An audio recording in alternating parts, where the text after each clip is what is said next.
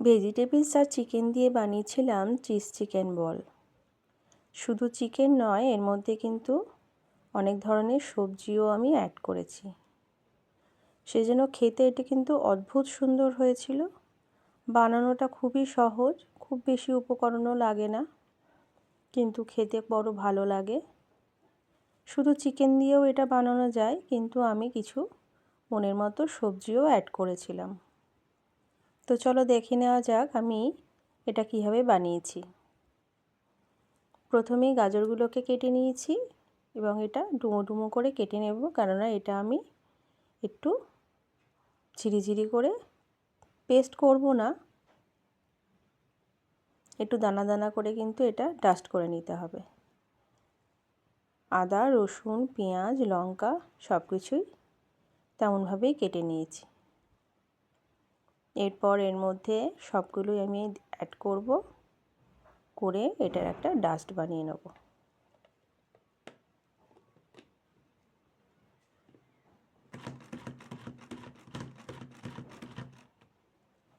অর্ধেক হয়ে গেলে এর মধ্যে দিয়ে দেব সামান্য ধনেপাতা,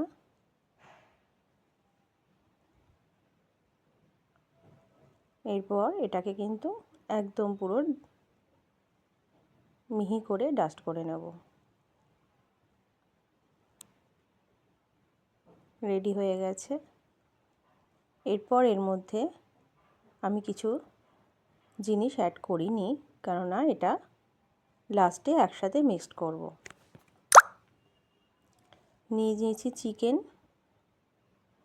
তার মধ্যে অ্যাড করেছি শাহি গরম মশলা, ধনে, হলুদ, লঙ্কা গুঁড়ো, আর দিয়ে দিয়েছি সামান্য সাদা তেল।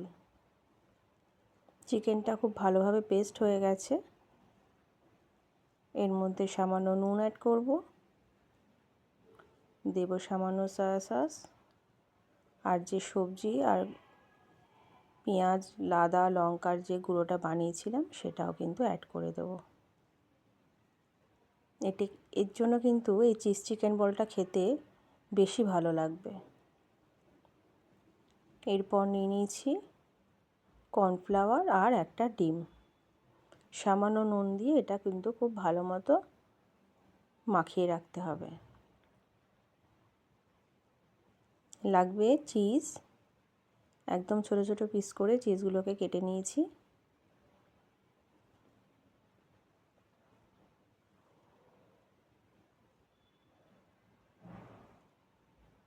এরপর চিকেনের ওপর সামান্য ময়দা ছড়িয়ে নেব, যাতে চিকেনটা যখন আমি ডো বানাবো হাতের মধ্যে লেগে না যায়।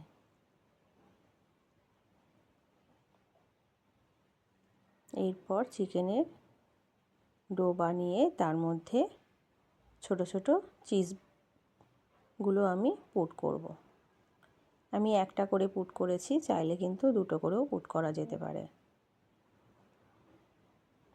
এইভাবে বলের শেপে নিয়ে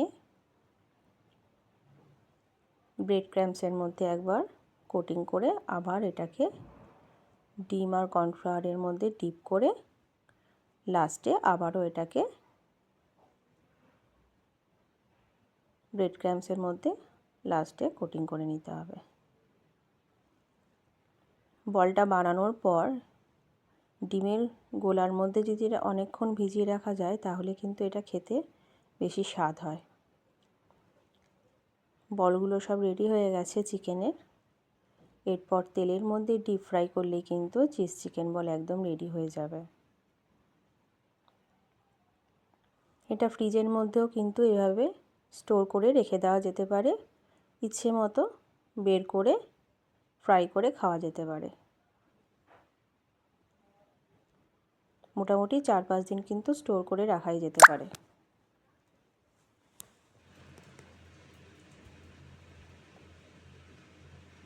একদম মুচমুচে চিজ চিকেন বল কিন্তু রেডি হয়ে গেছে।